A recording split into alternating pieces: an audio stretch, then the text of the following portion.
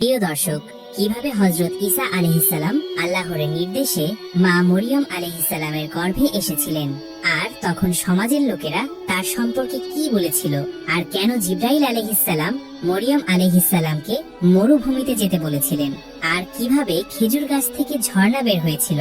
এছাড়া জিবরাইল আলাইহিস সালাম মরিয়ম আলাইহিস সালামকে এমন কি শিখিয়েছিলেন যার কারণে সমাজের লোকেরা তাকে সম্মান করতে বাধ্য হয়েছিল, আর শিশু ঈসা আলাইহিস সালাম কিভাবে তাদের কথার জবাব দিয়েছিলেন। এই সকল বিষয় জানবো আজকের ভিডিওতে। তাহলে চলুন শুরু করি। হযরত জাকারিয়া আলাইহিস সালামের যুগের কথা বলছি। এই যুগে হান্না নামে একজন পুণ্যবতী নারী ছিল। অনেক বয়স হবার পরেও তার কোনো সন্তান জন্মগ্রহণ করেননি। এরপরে সে একদা আল্লাহ রাব্বুল আলামিনের দরবারে ফরিয়াদ করলেন, আমার অনেক বয়স হয়ে গেল, কিন্তু আমার কোনো সন্তান জন্মগ্রহণ করলো না। আমি তোমার দরবারে মান্নত করছি, যদি তুমি আমাকে একজন সন্তান দান করো, তাহলে তোমার ঘর বাইতুল মুকাদ্দাসের উদ্দেশ্যে আমি সেই সন্তানকে উৎসর্গ করব। হান্না ওর এই মান্নতের কিছুদিন পর মহান আল্লাহ তাআলা তার গর্ভে একটি সন্তান দান করলেন। হান্না এই সন্তানকে দেখে অত্যন্ত খুশি হলো, কিন্তু হান্না ওর এই খুশি বেশি দিন থাকলো না। কেননা যখন তিনি সন্তান প্রসব করলেন, তখন দেখতে পেলেন তিনি একটি কন্যা সন্তান প্রসব করেছেন। কন্যা সন্তান দেখে হান্নার মন অত্যন্ত দুঃখ পেল। তখন তিনি আল্লাহ রাব্বুল আলামিনের দরবারে অত্যন্ত দুঃখিত মন নিয়ে প্রার্থনা করলেন, হে আল্লাহ, আমি তোমার দরবারে মান্নত করেছিলাম, যদি তুমি আমাকে একজন সন্তান দান করো, তাহলে তোমার ঘর বাইতুল মুকাদ্দাসে তাকে উৎসর্গ করব। কিন্তু এ কি, আমি তো একজন কন্যা সন্তান জন্মদান করেছি। এই কন্যা সন্তানকে কিভাবে আমি তোমার ঘর বাইতুল মুকাদ্দাসের উদ্দেশ্যে উৎসর্গ করব? আর বাইতুল মুকাদ্দাসের কৃতপক্ষ তো এই কন্যা সন্তানকে বাইতুল মুকাদ্দাসের খেদমতের জন্য গ্রহণ করতে চাইবে না। হান্না এই দুঃখ ভরা প্রার্থনা শুনে মহান রব্বুল আলামিন জানিয়ে দিলেন, হে হান্না, তুমি হয়তো একটি কন্যা সন্তান জন্মগ্রহণ করে অত্যন্ত দুঃখিত হয়েছ। তুমি চেয়েছিলে একটি পুত্র সন্তান জন্মদান করতে, কিন্তু তুমি জেনে রাখো যে কন্যাটি তুমি জন্মদান করেছো এটি সাধারণ কোনো কন্যা সন্তান নয়। পৃথিবীতে অনেক পুরুষের চেয়েও এই কন্যা সন্তানের গুরুত্ব অনেক অফুরন্ত, অপরিসীম। আর তুমি যে চিন্তা করছো বাইতুল মুকাদ্দাসের কৃতপক্ষ খেদমতের জন্য তোমাকে গ্রহণ করবে কিনা, এ ব্যাপারে তুমি কোনো চিন্তা করো না। তুমি তোমার কন্যাটিকে লালন পালন করো, যখন সে উপযুক্ত বয়সে উপনীত হবে তখন তাকে বাইতুল মুকাদ্দাসের উদ্দেশ্যে খেদমতের জন্য নিয়ে যাও, আমি তাকে গ্রহণ করব। হান্না আল্লাহ রাব্বুল আলামিনের পক্ষ থেকে এই সান্ত্বনা বাণী শুনে নিশ্চিন্ত হলেন।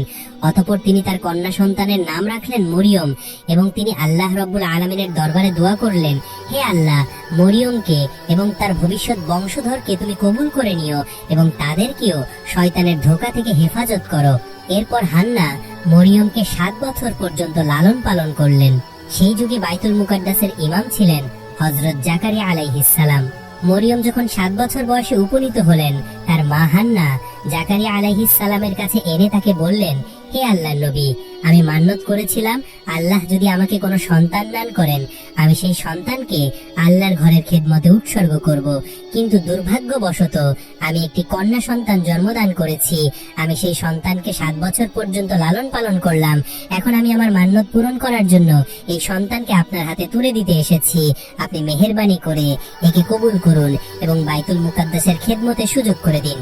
হযরত জাকারিয়া আলাইহিস সালাম হান্নার আবেদনের পরিপ্রেক্ষিতে বাইতুল মুকাদ্দাসের সকল খাদেমকে ডেকে বললেন, আপনাদের মধ্যে কে আছে যে এই মেয়েটির লালন পালনের দায়িত্ব গ্রহণ করবেন? বাইতুল মুকাদ্দাসের খাদেমরা মরিয়ম রাদিয়াল্লাহু তাআলা আনহার কপালে এক প্রকার নূরের জ্যোতি দেখতে পেলেন, তাই তারা প্রত্যেকেই তাকে লালন পালনের দায়িত্ব গ্রহণ করার জন্য ব্যাকুল হয়ে উঠলেন। হযরত জাকারিয়া আলাইহিস সালামের নিজের মনেও তাকে লালন পালনের একটি সুপ্ত বাসনা ছিল। যেহেতু মরিয়মের খালা ছিল তার স্ত্রী, তিনি বাইতুল মুকাদ্দাসের খাদেমদেরকে যুক্তি দিয়ে বললেন, আপনারা সবাই শুনুন, এই মেয়ে এটি লালন পালনের সবচেয়ে উপযুক্ত ব্যক্তি আমি, কারণ তার খালা আমার স্ত্রী। কিন্তু বাইতুল মুকাদ্দাসের খাদেমরা হযরত জাকারিয়া আলাইহিস সালামের এই প্রস্তাব নাকচ করে দিয়ে বললেন, হে জাকারিয়া, আমাদের প্রত্যেকের মনে এই মেয়েটিকে লালন পালনের বাসনা রয়েছে, অতএব তার খালা তোমার ঘরে আছে এই যুক্তি দেখিয়ে তাকে তুমি লালন পালনের দায়িত্ব গ্রহণ করতে পারো না। জাকারিয়া আলাইহিস সালাম দেখলেন সকলেই দায়িত্ব গ্রহণ করার আগ্রহ প্রকাশ করেছেন। এমন অবস্থায় একটি জটিলতা সৃষ্টি হয়েছে। তাই তিনি বাধ্য হয়ে বাইতুল মুকাদ্দাসের খাদেমদেরকে বললেন, দেখুন, আমরা সকলেই চাইছি এই মেয়েটিকে লালন পালন করব। আমার মনে হয় যদি এই বিষয়টি আল্লাহ রাব্বুল আলামিনের কাছে ছেড়ে দেই তাহলে ভালো হবে। তিনি আমাদের মধ্যে ফায়সালা করিয়ে দিবেন কে মরিয়মকে লালন পালন করবে। অতএব আসুন আমরা সবাই একটি লটারির ব্যবস্থা করি, আমরা যে কলম দিয়ে তাওরাত কিতাব লিপিবদ্ধ করি সেগুলিকে একটি পানি ভর্তি গামলার মধ্যে রাখবো। যার কলম ডুবে যাবে সে মরিয়মকে লালন পালনের দায়িত্ব গ্রহণ করতে পারবে না, আর যার কলম ভেসে থাকবে সেই মরিয়মকে লালন পালনের দায়িত্ব গ্রহণ করতে পারবে। বাইতুল মুকাদ্দাসের সকল খাদেমরা হযরত জাকারিয়া আলাইহিস সালামের এই কথায় ঐক্যমত পোষণ করলেন। অতঃপর তাদের সামনে একটি পানি ভর্তি গামলা নিয়ে আসা হলো। এরপর একজন করে সেই গামলায় তাদের কলমগুলি রাখতে লাগলো। সকলের কলমগুলি সেই পানিতে ডুবে যেতে লাগলো। সর্বশেষ হযরত জাকারিয়া আলাইহিস সালাম তার কলম সেই গামলায় রাখলেন। দেখা গেল অলৌকিকভাবে তার কলম সেই গামলার পানির উপরে ভেসে রয়েছে। অতঃপর সকলের সর্বসম্মতি সিদ্ধান্ত ক্রমে হযরত জাকারিয়া আলাইহিস সালাম মরিয়ম রাদিয়াল্লাহু তাআলা আনহাকে লালন পালনের দায়িত্ব গ্রহণ করলেন। অতঃপর হযরত জাকারিয়া আলাইহিস সালাম বাইতুল মুকাদ্দাসের পাশেই হযরত মরিয়ম রাদিয়াল্লাহু তাআলা আনহার জন্য একটি ঘর নির্মাণ করে দিলেন। তিনি সেই ঘরেই সবসময় থাকতেন। আল্লাহর নবী জাকারিয়া আলাইহিস সালাম তাকে দেখাশোনা করতেন, সবসময় খোঁজ খবর নিতেন। তিনি যখন কোথাও যেতেন বাইরে থেকে তালাবদ্ধ করে যেতেন, অন্য কারো সেই ঘরে প্রবেশ করার অনুমতি ছিল না। একবার হযরত জাকারিয়া আলাইহিস সালাম সেই ঘরে মরিয়ম রাদিয়াল্লাহু তাআলা আনহাকে তালাবদ্ধ করে কোথাও চলে গেলেন। অতঃপর তিনি একটি জরুরি কাজে আটকে গেলেন। অবস্থা এমন হলো তার মনেই ছিল না যে মরিয়মের কি অবস্থা হয়েছে। মূলত আল্লাহ রাব্বুল আলামিন হযরত জাকারিয়া আলাইহিস সালামের মন থেকে মরিয়মের কথা ভুলিয়ে দিয়েছিলেন। এর মাধ্যমে আল্লাহ চাইছিলেন একটি অলৌকিক ঘটনাকে প্রকাশ করে তুলবেন। 4 দিন পরে হযরত জাকারিয়া আলাইহিস সালামের মনে পড়ে গেল যে তিনি মরিয়মকে ঘরের ভিতরে তালাবদ্ধ করে চলে এসেছেন। এরপর তিনি আফসোস করে বলতে লাগলেন, হে আল্লাহ, এ আমি কি করেছি? না জানি এই 4 দিন মরিয়ম কি খাচ্ছে এবং একা একা কিভাবে সেই ঘরের ভিতরে তার দিনগুলি অতিবাহিত হচ্ছে। আর তার কথা মনে পড়ার পর হযরত জাকারিয়া আলাইহিস সালাম যত দ্রুত সম্ভব বাইতুল মুকাদ্দাসে ফিরে আসলেন।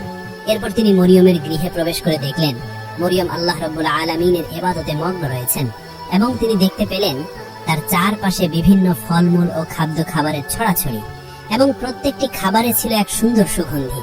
এই দৃশ্য দেখে হযরত জাকারিয়া আলাইহিস সালাম মহান আল্লাহ রাব্বুল আলামিনের দরবারে শুকরিয়া আদায় করলেন। মরিয়ম নামাজ শেষ করে হযরত জাকারিয়া আলাইহিস সালামকে সালাম দিলেন। জাকারিয়া আলাইহিস সালাম লজ্জিত ও দুঃখিত কণ্ঠে জিজ্ঞাসা করলেন, মরিয়ম, তুমি এই কয়েকদিনে কেমন ছিলে? আমি এক মহা বিপদের মধ্যে নিপতিত হয়ে তোমার কথা বিস্মরণ ভুলে গিয়েছিলাম, যার ফলে নিয়মিত তোমার খোঁজ খবর নিতে পারিনি। এই জন্য তুমি আমাকে ক্ষমা করে দাও। তখন হযরত মরিয়ম বললেন, আপনি কি বলছেন? আমি কিছুই বুঝতে পারছি না। আপনি তো ভোরবেলা আমাকে এই ঘরের ভিতরে রেখে গিয়েছিলেন, এখন দুপুর হতে না হতে আমাকে জিজ্ঞেস করছেন আমি এই কয়েকদিন কেমন ছিলাম? মাত্র একদিনই তো হলো আমি এই ঘরে রয়েছি। তখন হযরত জাকারিয়া আলাইহিস সালাম মরিয়ম রাদিয়াল্লাহু তাআলা আনহার এই কথা শুনে অত্যন্ত অবাক ও আশ্চর্য হয়ে গেলেন। এরপরে জাকারিয়া আলাইহিস সালাম তাকে জিজ্ঞেস করলেন, মরিয়ম, তোমার পাশে এত খাদ্য ও ফলমূল, এত সুন্দর খাবার তুমি কোথা থেকে পেলে? তখন মরিয়ম বললেন, যে আল্লাহ আমার কথা আপনাকে ভুলিয়ে দিয়েছিলেন সেই মহান আল্লাহর পক্ষ থেকে এত সুন্দর খাবার আমার কাছে এসেছে। তখন জাকারিয়া আলাইহিস সালাম বললেন, হে মরিয়ম, তোমার প্রতি আল্লাহর অফুরন্ত নিয়ামত রয়েছে। তুমি সবসময় আল্লাহর ইবাদত বান্দেগী করে যাও। একদিন আল্লাহ তোমাকে এমন সম্মানিত করবেন যেটি বিশ্ব জগতের জন্য একটি দৃষ্টান্ত হয়ে থাকবে। এভাবেই হযরত মরিয়ম রাদিয়াল্লাহু তাআলা আনহা বড় হয়ে উঠলেন এবং একসময় তিনি ঋতুবতী হলেন। প্রথম ঋতুর পরে পবিত্র হয়ে গোসল করে সেখান থেকে তিনি যখন নিজ কক্ষে ফিরছিলেন তখন তার সম্মুখে হঠাৎ আবির্ভূত হলো এক উচ্চ এবং উজ্জ্বল চেহারার ব্যক্তি। হযরত মরিয়মের মুখে আবরণ দিয়ে লোকটির পাশ দিয়ে যাচ্ছিল। লোকটিকে তার দিকে অগ্রসর হলে তিনি তাকে লক্ষ্য করে বললেন, হে আল্লাহর বান্দা, তুমি আল্লাহকে ভয় করো। আমি তোমাকে চিনি না জানি না, কেন তুমি আমার দিকে অগ্রসর হচ্ছ? আসলে মরিয়ম জানতো না সেই লোকটি ছিল হযরত জিবরাইল আলাইহিস সালাম। তিনি মরিয়মকে বললেন, হে মরিয়ম, আল্লাহর পক্ষ থেকে তোমার জন্য একটি সুখবর নিয়ে এসেছি। তখন মরিয়ম জিজ্ঞেস করলেন, আপনি কে এবং কি সুখবর নিয়ে এসেছেন? তখন জিবরাইল আলাইহিস সালাম বললেন, আমি আল্লাহর ফেরেশতা এবং আমি তোমাকে আল্লাহর পক্ষ থেকে একটি পুত্র সন্তান উপহার দিতে চাই। হযরত মরিয়ম বললেন, কিভাবে আমার সন্তান জন্মগ্রহণ করবে? আমি তো বিবাহিত নই এবং আমি জেনাকারীও নই। আজ পর্যন্ত আমাকে কেউ পুরুষ স্পর্শ করেনি। জিবরাইল আলাইহিস সালাম বললেন, হে আল্লাহর বান্দী, তোমার প্রভু বলেছেন এটা তার জন্য অতি সহজ এবং এটা তিনি মানুষের জন্য নিদর্শন ও রহমত হিসেবে প্রতিষ্ঠিত করতে চায়। আর এই কাজের সিদ্ধান্ত আল্লাহ রাব্বুল আলামিন অনেক আগে থেকে নিয়ে রেখেছেন। তিনি তোমার গর্ভে কোনো পুরুষ স্পর্শ ছাড়াই একটি পুত্র সন্তান দান করবে। অতঃপর হযরত জিবরাইল আলাইহিস সালাম হযরত মরিয়ম রাদিয়াল্লাহু তাআলা আনহার মুখমণ্ডলের দিকে একটি ফু দিলেন। এরপরেই তিনি অদৃশ্য হয়ে গেলেন। মরিয়ম তখন অনুভব করলেন তার শরীরের ওজন দ্বিগুণ বৃদ্ধি পেয়েছে। তার তারপরে তিনি অত্যন্ত দুশ্চিন্তাগ্রস্ত হয়ে পড়লেন। তিনি আল্লাহর দরবারে সেজদায় পড়ে বলতে লাগলো, হে মহান আল্লাহ, আমার উপরে তুমি এমন কঠিন পরীক্ষা অর্পণ করলেন যা লোক সমাজে প্রকাশ হলে আমি নিন্দনীয় সমাজ ছাড়া হিসেবে গণ্য হব। তবুও তোমার প্রেরিত দায়িত্ব পালনে সম্মত আছি। তবে পৃথিবীর আর কোনো মানুষ কি এভাবে এই ধরনের কঠিন পরীক্ষার সম্মুখীন করো না। এমন পরীক্ষার সম্মুখীন হলে অনেকেই ঈমান হারা হয়ে পড়বে। হে দয়াময় আল্লাহ, তুমি আমাকে এই ধরনের কঠিন পরীক্ষা থেকে উত্তীর্ণ হবার তৌফিক দান করো এবং আমাকে ধৈর্যশীলদের অন্তর্ভুক্ত করো। আমার সকল বিপদ ও মুশকিল আসান করে দাও। কিছুদিনের পর বনি ইসরায়েলদের মধ্যে মরিয়ম রাদিয়াল্লাহু তাআলা আনহার গর্ভধারণের খবর প্রকাশ হয়ে পড়ল। তখন একদল লোক এসে তাকে হুমকি দিয়ে বলল, মরিয়ম, সঠিক কথা বলো, কে তোমার গর্ভজাত সন্তানের পিতা? তুমি এক কুমারী কন্যা, কোনো পুরুষের স্পর্শ ছাড়া কিভাবে তুমি গর্ভধারণ করলে?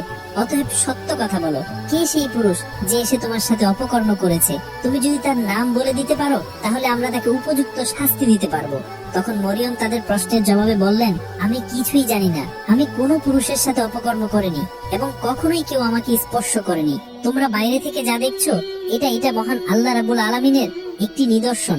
তিনি আমাকে এই সন্তানটি কোনো পুরুষের স্পর্শ ছাড়াই আমাকে দান করেছেন এবং তিনি আমাকে সংবাদ দিয়েছেন আমার গর্ভজাত সন্তান এই যুগের একজন নবী হবেন। এর বাইরে আমার আর কোনো কিছুই জানা নেই। এর মধ্যে একজন যুবক বলে উঠল, দিবারাত্রি মসজিদে ইবাদতের নামে কক্ষ বন্ধ করে অন্য পুরুষের সাথে অপকর্ম করছো।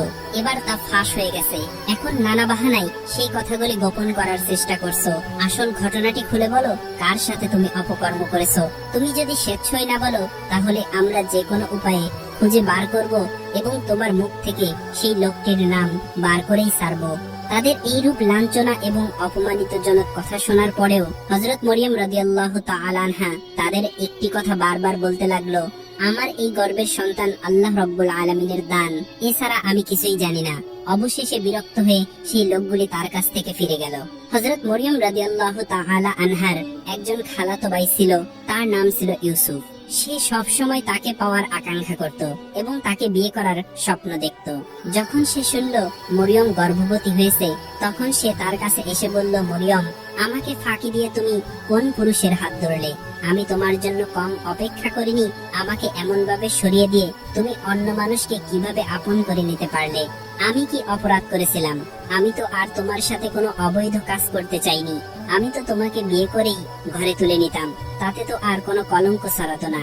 এখন তুমি কলঙ্কিত হিসেবে সমাজে পরিচিত লাভ করেছো। অবৈধভাবে গর্ভধারণ করে সমাজে নিন্দনীয় হলে তার চেয়ে যদি তুমি আমাকে বিবাহ করতে, সেটা কি তোমার জন্য মন্দ হতো? হযরত মরিয়ম ইউসুফের এই কথা শুনে বলল, ভাই ইউসুফ, তুমি বিশ্বাস করো, আমি আল্লাহর কসম খেয়ে বলছি, আমি কোনো পুরুষের সাথে অপকর্ম করিনি এবং আমি জেনাকারীও নই। এই সন্তান মহান আল্লাহ রাব্বুল আলামিন জিবরাইলের মাধ্যমে আমাকে দান করেছেন এবং তিনি আমাকে সুসংবাদ দিয়েছেন আমার গর্ভজাত সন্তান একজন নবী হবে। তখন ইউসুফ বলল, তুমি এখনো আমাকে বোকা বানানোর চেষ্টা করছো। পৃথিবীর ইতিহাসে কোনো নারী পুরুষের স্পর্শ ছাড়াই গর্ভধারণ করেছে এমন কোনো প্রমাণ কি আছে? তুমি আমাকে অযথাই ধোঁকা দেওয়ার চেষ্টা করছো, তবে এতে তোমার ভবিষ্যৎ মঙ্গলজনক হবে না। একদিন তোমার সাথে অপকর্ম করা সেই পুরুষের নাম প্রকাশ হয়ে যাবে, আর তখন তুমি যতই ছলনা করো না কেন, সমাজের মানুষ তখন এর জন্য তোমাকে শাস্তি দেবে। হযরত মরিয়ম রাদিয়াল্লাহু তাআলা আনহা তার প্রশ্নের জবাবে বললেন, তুমি পিতা ছাড়া কোনো সন্তানের জন্মগ্রহণের কথা এর আগে কখনোই শোনোনি, কিন্তু পিতামাতা ব্যতীত হযরত আদম ও হাওয়া আলাইহিস সালামকে কিভাবে সৃষ্টি করেছেন সে কথা কি তুমি ভুলে গেলে? সেটা কি তোমার মনে নেই যে দয়াময় মহান রব্বুল আলামিন পিতামাতা ব্যতীত মানুষের সৃষ্টি করতে পারেন? তিনি কি পিতা ছাড়া মানুষ সৃষ্টি করতে সক্ষম নন? ভাই ইউসুফ, তুমি আমার নামে কলঙ্ক ছড়ানোর চেষ্টা করো না। আমি আল্লাহর হেফাজতে আছি এবং আল্লাহ রাব্বুল আলামিন আমাকে রক্ষা করবে। আর যারা আমার নামে অপবাদ ও কলঙ্ক ছড়ানোর চেষ্টা করবে, আল্লাহ রাব্বুল আলামিন তাদের কাছ থেকে প্রতিশোধ গ্রহণ করবে। ইউসুফ হযরত মরিয়মের শেষের কথাগুলো শুনে অত্যন্ত ভীত হয়ে পড়ল। তখন সে বলল, বোন ইউসুফ, তুমি পড় নাও। তুমি যা বলছো তা যদি সত্যি হয় তাহলে আমি তোমাকে সাহায্য করব এবং তোমার উপর অপবাদকারীদের শাস্তি দেব, কিন্তু তার পূর্বে তোমাকে সত্যবাদীর জন্য তোমাকে প্রমাণ দিতে হবে। হযরত মরিয়ম তখন বললেন, এই জন্য তোমাকে কিছুদিন অপেক্ষা করতে হবে, তখন তুমি নিশ্চিতভাবে সত্যবাদীর প্রমাণ পাবে। এরপর ইউসুফ হযরত মরিয়ম রাদিয়াল্লাহু তাআলা আনহার কাছ থেকে বিদায় গ্রহণ করলেন এবং হযরত মরিয়ম পুনরায় আল্লাহ রাব্বুল আলামিনের ইবাদতে ব্যস্ত হয়ে পড়লেন। তিনি মহান আল্লাহর কাছে করুণ সুরে আবেদন জানালেন, হে দয়ার সাগর, তুমি সমুদ্রকে পাহাড় আর পাহাড়কে সমুদ্রে পরিণত করো, তুমি ফকিরকে বাদশা আর বাদশাকে ফকিরে পরিণত করো। অতএব আমার এই দুর্দিনে আমার উপর অপমানকারীদের তুমি বুঝ দান করো। আমি এই অপবাদের তীব্র আঘাত আর আমি সহ্য করতে পারছি না। এ সময় হযরত জিবরাইল আলাইহিস সালাম মরিয়মের কাছে এসে বললেন, হে মরিয়ম, তুমি নিরাশ হইও না, তোমার প্রতি আল্লাহর রহমত রয়েছে। বিদ্রুপকারীদের সাময়িক বিদ্রুপে তুমি নিরাশ হয়ে পড়ো না। আল্লাহ তাআলা শীঘ্রই অপবাদকারীদের যোগ্য জবাব দিবেন। তুমি সমালোচকদের জবাব দিতে গিয়ে তোমার মূল্যবান সময় নষ্ট করো না।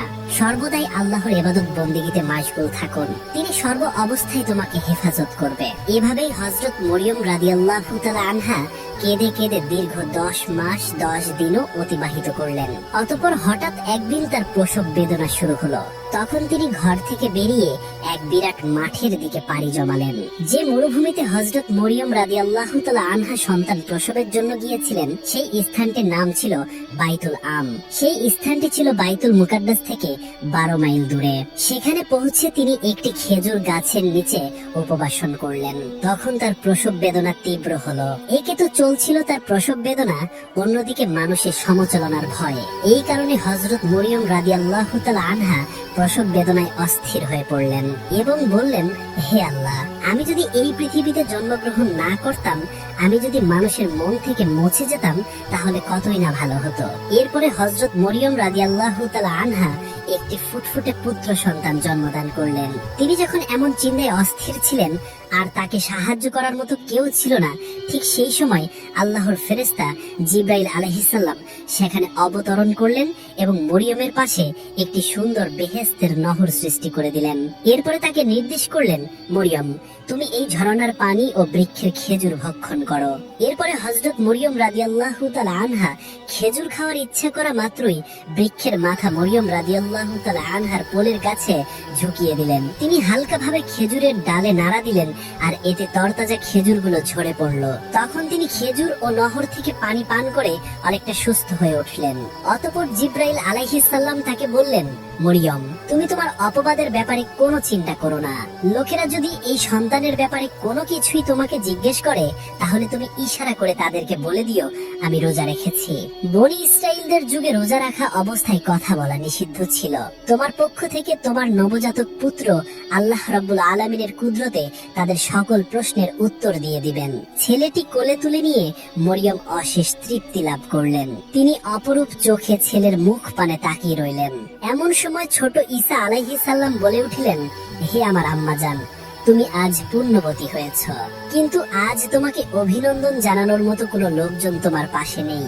তাই আমি তোমাকে প্রথম সালাম জানাচ্ছি, তারপরে জানাচ্ছি তোমাকে অশেষ মোবারকবাদ। তুমি আমার অন্তর থেকে সালাম গ্রহণ করো। হযরত মরিয়ম নবজাতকের মুখে এসব অলৌকিক কথা শুনে অবাক হয়ে গেলেন। তিনি তার মুখ থেকে এরকম কথা শুনবেন তা কখনোই কল্পনা করতে পারেনি। এরপরে তিনি আল্লাহ রাব্বুল আলামিনের দরবারে লাখো লাখো শুকরিয়া আদায় করলেন। অতঃপর হযরত মরিয়ম রাদিয়াল্লাহু তাআলা আনহা নবজাতক শিশুকে কোলে নিয়ে বাইতুল মুকাদ্দাসের দিকে রওনা হলেন। দীর্ঘ সময় ধরে পথ হাঁটার পর তিনি সেখানে পৌঁছালেন। বনি ইসরায়েলের লোকেরা এসব কথা জানতে পেরে অট্টহাস্য করার জন্য সেখানে ভিড় জমালো। তখন তারা তাকে প্রশ্ন করলো, মরিয়ম, বলো, বিবাহ ছাড়া একজন কুমারী নারী হয়ে কিভাবে তুমি এই সন্তানকে জন্ম দিলে? মরিয়ম ইশারায় তাকে বুঝিয়ে দিল, আমি রোজা রেখেছি, অতএব আমার কথা বলা সিদ্ধ। তোমাদের যদি কিছু জিজ্ঞেস করার প্রয়োজন হয়, তাহলে আমার এই নবজাতক ছোট্ট শিশুকে জিজ্ঞেস করো, সেই তোমাদের সকল প্রশ্নের উত্তর দিয়ে দেবে। তখন তারা বলল, আহারে মরিয়ম, অবৈধ সন্তানের গোপনীয়তা প্রকাশ হয়ে যাবে এই ভয়ে তুমি রোজা রেখেছ, আর এখন আমাদেরকে বলছো একজন নবজাতক শিশুর কাছে কথা বলতে? আমাদের সাথে ভণ্ডামি করার আর জায়গা পাও না। এই নবজাতক কি কথা বলতে শিখেছে যে সে আমাদের কথার উত্তর দেবে? এগুলো ধোঁকাবাজির কথা। এই ধরনের বাহানা করে আসল ঘটনা গোপন করতে পারবে না। আজ বা হোক বা কাল বা হোক, যে কোনো একদিন এই সত্য ঘটনা প্রকাশ হয়ে যাবে। এদের মধ্যে আবার কেউ কেউ পাশ থেকে বলে উঠলো, আচ্ছা চলোই না এই নবজাত শিশুর কাছে এই প্রশ্নগুলো করেই দেখি সে কি উত্তর দিতে পারে। এরপর তারা সবাই মিলে হযরত ঈসা আলাইহিস সালামের কাছে জিজ্ঞেস করলো, হে মরিয়মের পুত্র, কে তোমার পিতা? তোমার পিতার পরিচয় কি? তুমি কিভাবে তোমার মায়ের গর্ভে আসলে? তখন হযরত ঈসা আলাইহিস সালাম বলে উঠলেন, আমি আল্লাহর বান্দা। আল্লাহ আমাকে কিতাব দান করেছেন এবং নবী হিসেবে পাঠিয়েছেন। আর আমি যেখানেই থাকি না কেন আমাকে বরকত দান করেছেন। তিনি আমাকে আজীবন সমাজের আদেশ দিয়েছেন। তিনি আমাকে আমার মাতার অনুগত্য করেছেন, অবাধ্য পাপাচারিত নাফরমান করেন নাই। যেদিন আমার জন্ম হয়েছে এবং যেদিন আমার মৃত্যু হয়েছে এবং যেদিন আমাকে আবার পুনরায় জীবিত করা হবে, সেদিন পর্যন্ত আমার উপর আল্লাহ তাআলার রহমত বজায় থাকবে। তোমরা আমার দাওয়াত কবুল করার জন্য প্রস্তুত হও। আমি খুব শীঘ্রই তোমার উপর আমার দাওয়াত পৌঁছে দেব। বনী ইসরায়েলের লোকেরা নবজাতক হযরত ঈসা আলাইহিস সালামের মুখে এসব কথা শুনে অত্যন্ত অবাক হয়ে গেল। কিছুক্ষণ পূর্বে যে শিশুর জন্ম হলো, সেই শিশু কিভাবে কথা বলছে, এটা তো এক নজিরবিহীন ঘটনা। কারো মুখ থেকে আর কোনো কথাই বার হলো না। মুহূর্তেই এই ঘটনাটি সমস্ত এলাকায় ছড়িয়ে পড়ল। অসংখ্য মানুষ সেই দৃশ্য দেখার জন্য সেখানে ভিড় জমালো। লোকজন হযরত ঈসা আলাইহিস সালামের কাছে গেলে হযরত ঈসা আলাইহিস সালাম তাওরাত কিতাব থেকে পাঠ করে শুনিয়ে দিলেন। নবজাতকের এই মুখে সব কথা শুনে সকলেই তাদের ভুল বুঝতে পারল এবং তারা সবাই হযরত মরিয়ম আলাইহিস সালামের কাছে ক্ষমা চাইল। প্রিয় দর্শক, এমন আরো ভিডিও পেতে আমাদের চ্যানেলটি সাবস্ক্রাইব করুন, বেল আইকনটি প্রেস করে লাইক দিন এবং আমাদের জন্য দোয়া করুন যেন আমরা আপনাদের জন্য আরো ভালো কন্টেন্ট নিয়ে আসতে পারি। ধন্যবাদ। সবসময় সত্যের পথে থাকুন এবং নিয়মিত কোরআন তিলাওয়াত করুন, কারণ এটি আপনার হৃদয়কে আলোকিত করবে এবং জীবনে শান্তি আনবে।